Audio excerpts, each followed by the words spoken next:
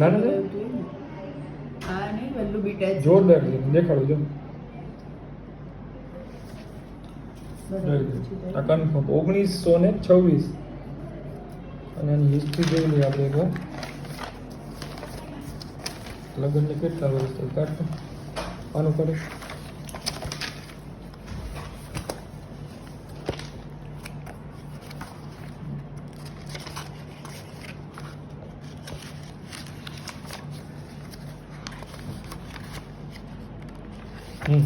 લગ્નના 13 વર્ષ બરાબર ને.